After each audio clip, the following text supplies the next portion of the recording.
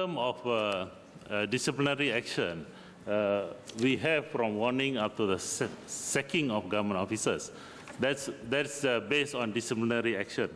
We have the other portion where the criminal act, whether it's corruption or other financial, financial improprieties and all that.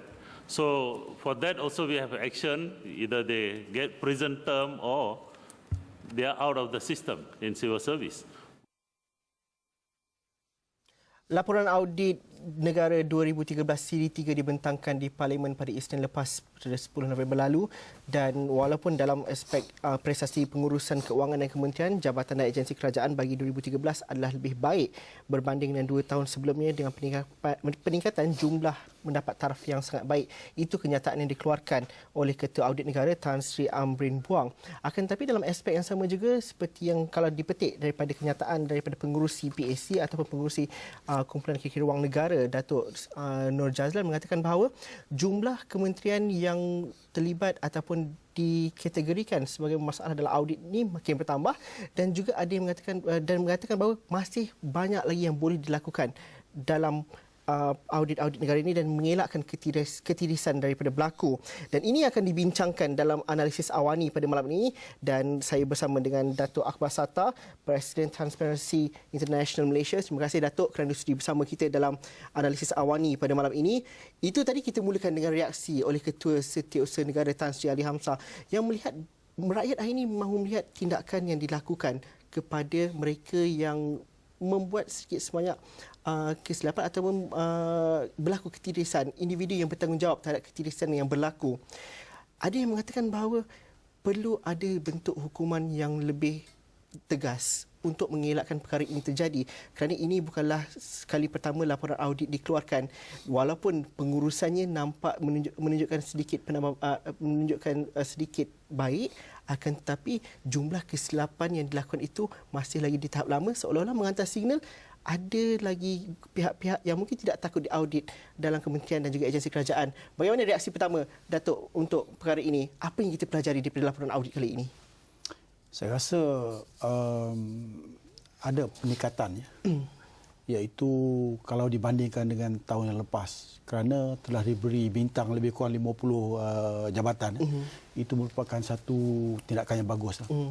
Cuma kita perlu ingat bahawa laporan audit ini merupakan satu report card, tiap-tiap menteri, KSU dan juga jabatan tertentu. Dan saya rasa apa yang kita perlu ialah kita perlu jujur dan transparan. Apabila kita transparan, maka semuanya akan okey. Masalah kita sekarang kita tak transparan. Ini bermakna, transparan bermakna kalau kita bagi kontrak pun, kita bagi tahu kontrak ini diberi kepada orang yang berhak. Orang yang mempunyai kepakaran dan diberitahu kepada orang ramai. Saya rasa perkara ini tak akan berlaku ketirisan dan sebagainya. Masalah kita sekarang ni, apa yang kita buat ialah selalu hendak kita gunakan macam ada dikategorikan sebagai USA dan sebagainya. Jadi ini akan memberi peluang kepada penjenayah dan juga orang-orang yang tertentu menggunakan term ini ataupun peraturan ini untuk mengambil peluang dan juga melakukan sesuatu yang tak baik. Jadi apa yang perlu di sini ialah saya patut puji kepada Ketua Audit Negara kerana beliau telah menjalankan tugas without fear and favour.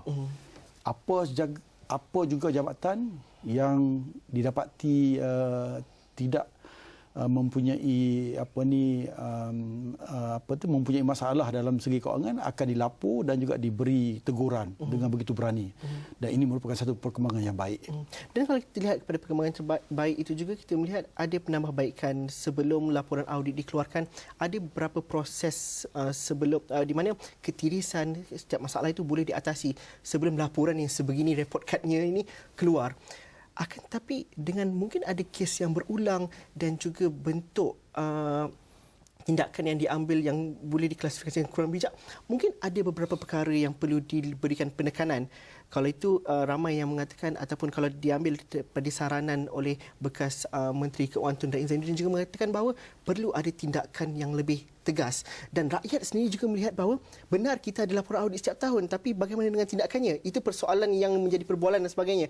Datuk melihat bagaimana tindakan tegas perlu dilakukan kerana ini akhirnya akan mewujudkan satu pembudayaan bahawa sebelum diaudit, tindakan ataupun sebarang keputusan dan juga ketidaksan itu dapat diminimumkan dengan sebaik mungkin. Sepatutnya kan sebelum laporan itu sampai kepada ketua audit negara, ketua-ketua jabatan tertentu, sepatutnya memperbaiki dan juga kita kena clear kita punya loopholes yang ada kan. Jadi ini merupakan satu tindakan yang baik jika sekiranya kita mengambil tindakan sendiri. Dan juga kadang-kadang yang masalah yang saya dengar, kebanyakan daripada ketua jawatan ini dia tidak ingin mempengerusi jawatan kuasa audit itu. Jadi ini diberi kepada orang-orang bawahan.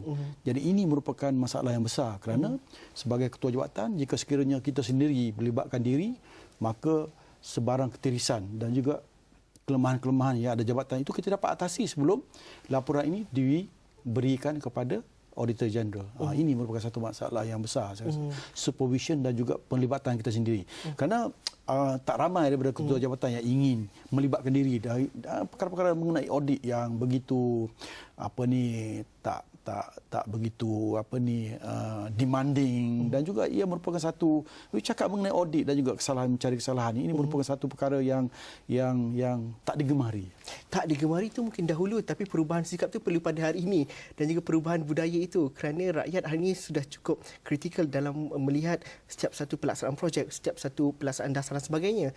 Jadi dalam aspek itu bagaimana kita melihat perubahan itu mungkin sebenarnya sudah pun ada apabila laporan audit ini dibentangkan secara telusnya oleh ketua audit negara. Bagaimana kita melihat kesinambungannya itu berterusan, Datuk? Itu sebabnya kita kena ingat bahawa masyarakat kini begitu pintar dan mereka ingin melihat perkara-perkara yang dibuat itu transparent dan juga wang rakyat itu dibelanja dengan cara yang baik kerana mereka membayar cukai.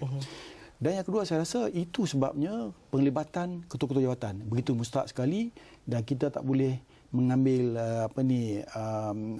ringan untuk mencari dan juga memastikan supaya loophole kita mengatasi supaya perkara-perkara yang tak baik seperti ketirisan berlaku dalam satu jabatan. Okey, Datuk, kita nak berhenti rehat seketika dahulu. Selepas ini kita akan bincang banyak lagi mengenai bagaimana kita melihat ketelusan laporan audit negara 2013 siri 3 ini, penambahbaikan yang mungkin boleh dilakukan lagi dan bagaimana kita memantau dan juga menilai ketelusan, bukan saja ketelusan tapi keberkesanan ini dapat mengubah dan juga mengurangkan ketirisan di masa akan datang. Itu perbincangan kita selepas ini. Kita berhenti rehat seketika dahulu. Kita jumpa lagi dalam analisis awal ni selepas ini.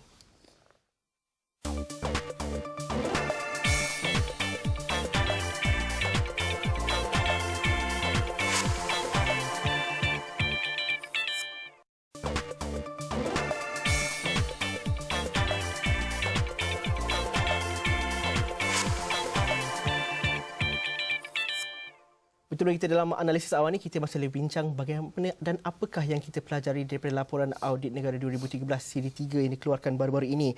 Dan kalau mengikut kepada kenyataan yang dikeluarkan oleh Transparency International Malaysia sendiri, mengatakan bahawa kelemahan tindakan yang berkesan diambil kerajaan dalam mengatasi ketirisan membentuk sikap yang tidak peduli. Kalau diambil contohnya, Datuk, kalau dilihat kepada pecah malah 1 juta soal pengurusan khilaf di hospital dengan kecurian ubat dan sebagainya, malah pencen bulanan bagi tentera yang sudah meninggal dunia hingga mencecah sehingga angka yang jutaan ringgit.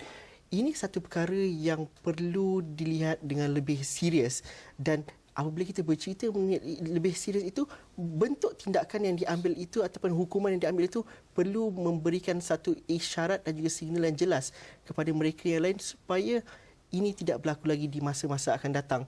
Bentuk tindakan yang bagaimana yang perlu difikirkan ataupun diambil dalam konteks hari ini, Datuk? Kalau mengikut peraturan kerajaan itu yang seperti diberi tahu oleh KSN bahawa ia mempunyai peringkat iaitu daripada warning sampai buang kerja. Tetapi walau bagaimanapun jika sekiranya ada unsur-unsur rasuah dan juga fraud, jadi ini boleh dijalankan oleh agensi-agensi tertentu seperti SPRM ataupun polis. Jadi mereka akan berjalan tugas tapi mereka perlukan bukti. Dengan bukti yang ada dan juga kerjasama daripada saksi-saksi dan juga mempunyai dokumen-dokumen tertentu, baru mereka boleh bawa ke mahkamah. Jadi ini bukan perkara yang senang.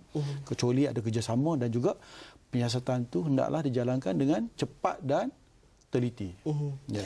Rakyat mungkin hari ini mengatakan bahawa okey, benar ini berlaku dan sebagainya, dan tindakan itu, adakah tindakan itu adalah jalan akhirnya kepada penghentian untuk mengurangkan ketirisan-ketirisan ini berlaku? Kerana setiap kali laporan audit ini keluar, ianya bukan setakat terhenti di situ, dan sepatutnya kita melihat langkah proaktif yang boleh dilakukan lagi, dan penambahbaikan yang sure yang dicadangkan oleh audit negara itu diambil tindakan, dan kita nampak perbezaannya itu. Bagaimana itu sepatutnya berlaku dan sudah pun berlaku kalau ianya dijalankan, Datuk? Saya rasa salah satu daripada cara untuk kita mengatasi masalah ini adalah untuk kita mengadakan preventive measure.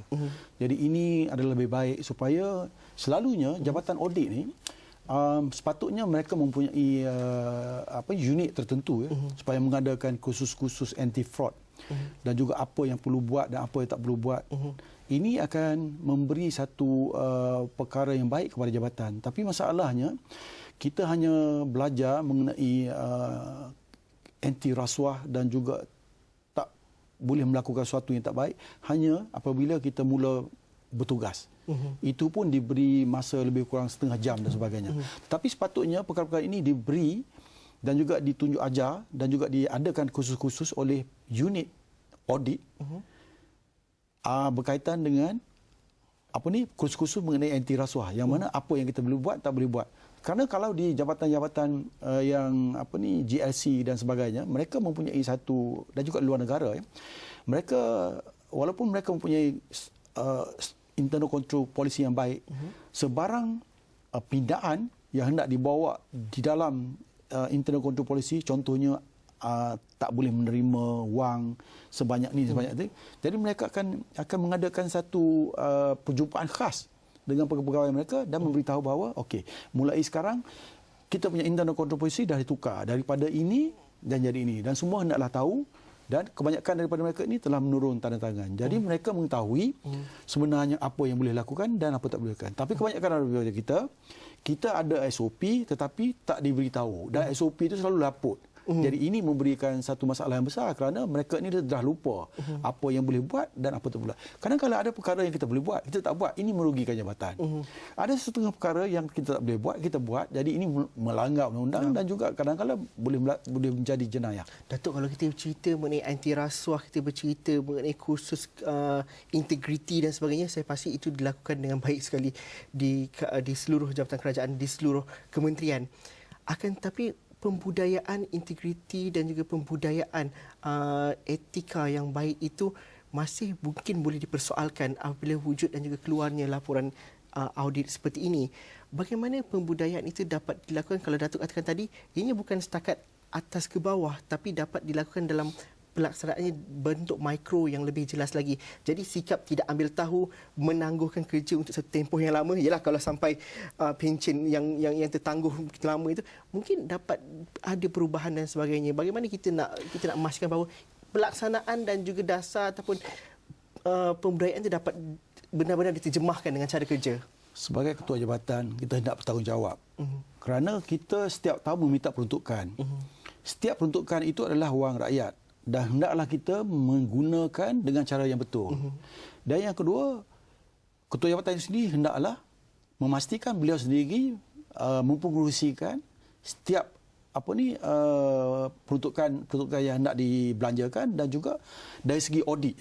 Apabila berlaku suatu perkara seperti yang kita nyatakan tadi, ketua jabatan sendiri hendaklah dengan sendiri melibatkan diri supaya, contohnya, katalah wang pencen masih dibayar kepada orang mati. Jika sekiranya saya rasa ketua jabatan bertanggungjawab dan mempengerusi dalam mesyuarat itu saya sudah pasti mereka akan mengetahui ketirisan-ketirisan yang berlaku dan dapat diatasi sebelum kita hantar kepada audit. Tapi masalahnya sebab kita ambil ringan dan hanya membenarkan pegawai bawahan untuk menjalankan tugas audit, maka inilah akan jadi kerana impaknya begitu besar sekali, kerana setiap RM1 yang kita ambil ini boleh melibatkan masyarakat. Kerana wang RM1 itu adalah wang khas kepada untuk orang-orang mengandung, untuk keperluan air dan juga untuk kesihatan.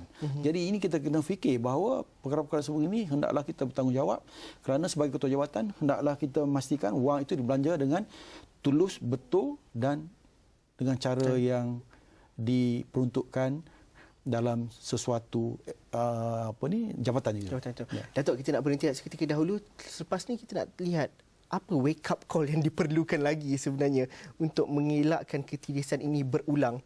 Benar, jika benar pengurusan keuangan itu menunjukkan prestasi yang lebih baik, bagaimana ini dapat ada kesinambungannya di masa-masa akan datang, dan kita ingin memastikan bahawa pengurusan dana awam dan juga wang rakyat itu diuruskan dengan baik. Bagaimana itu dapat kita bincang selepas ini. Kita berhenti seketika dahulu. Kita jumpa lagi dalam analisis awani selepas ini.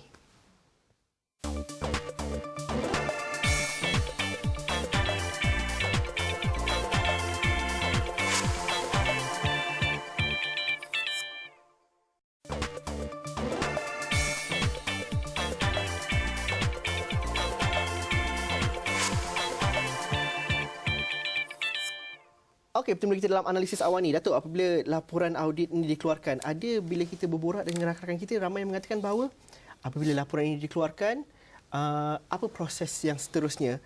PAC mungkin akan ada satu prosiding bersama dengan kementerian-kementerian yang terlibat ataupun disebut dalam laporan ini yang bermasalah. Akan tetapi tindakan kepada mereka yang bertanggungjawab melakukan penyelewengan ataupun bertanggungjawab terhadap ketirisan itu, siapa agensi ataupun siapa yang bertanggungjawab untuk memastikan tindakan itu diambil? Itu persoalan yang diajukan oleh mereka kebanyakannya di bawah sana. Dalam proses itu bagaimana kita dapat fahamnya, Datuk? Saya rasa jawatan masing-masing. Jika sekiranya kes itu melibatkan ketirisan, tidak mengikut peraturan, jadi jabatan-jabatan tertentu akan mengambil tindakan terhadap pegawai tertentu. Cuma kalau kita bercakap mengenai jika sekiranya mempunyai unsur-unsur rasuah, maka ia akan diajukan kepada SPRM. Jika sekiranya kes-kes itu mempunyai unsur-unsur pecah amanah ataupun penipuan, maka ia diserahkan kepada polis. Tetapi kita tak boleh serah 100% kepada polis dan SPRM. Itu sebabnya pada permulaannya jabatan itu sendiri patut mengambil tindakan dan juga mengatasi dan juga menyelesaikan isu-isu lama seperti yang telah diberikan oleh cadangan-cadangan yang diberikan oleh Ketua Audit Negara yang lepas. Patutnya kita mengambil iktibar dan juga ambil tindakan secara dengan baik dan supaya tindakan dalaman diambil untuk mengatasi masalah ini. Satu lagi saya rasa masalahnya ialah masalah integriti. Jika sekiranya pegawai mempunyai integriti, maka kita akan selesai banyak masalah. Kita hanya memerlukan software yang begitu simple, tetapi jika handler itu adalah orang punya integriti, maka saya rasa banyak perkara yang boleh diselesai. Satu perkara lagi, dari segi audit ni di Malaysia, kita dapati bahawa kita hanya mengaudit apabila sesuatu perkara telah berlaku. Tetapi di luar negara, mereka pencegahannya itu. Ya, mereka mempunyai satu clause. Saya rasa mungkin kita punya jabatan audit pun ada. Yang mana ia mempunyai task force. Task force ini diberi kuasa apabila mereka berbau sesuatu perkara yang tak baik. Ya, sama ada dari segi kontrak ataupun dari segi pemberian apa-apa saja, mereka akan masuk dan stop projek itu. Jadi ini yang pertama, kita dapat mengelakkan daripada ketirisan. Yang kedua, mengelakkan berlakunya rasuah mungkin.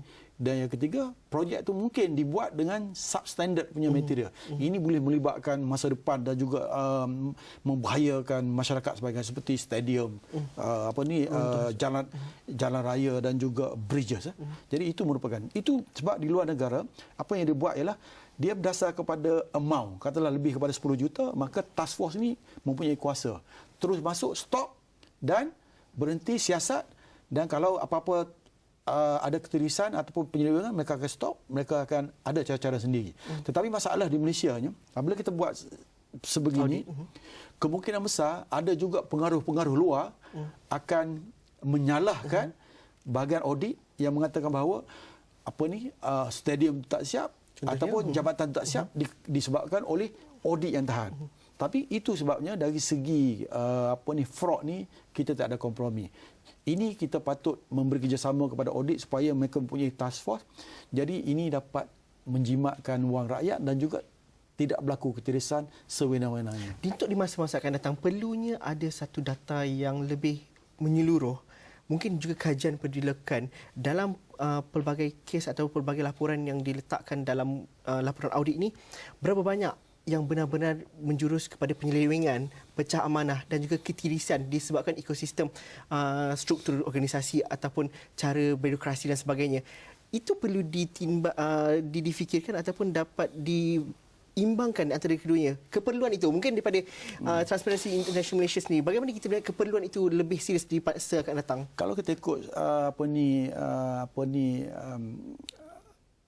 statistik yang diberikan ataupun yang diberikan oleh World Bank, mereka menyatakan bahawa ketirisan selalunya berlaku disebabkan oleh rasuah setiap negara bukan Malaysia saja, iaitu di antara 2 hingga 4% daripada kita punya economic growth. Jadi itu kita boleh translate berapa.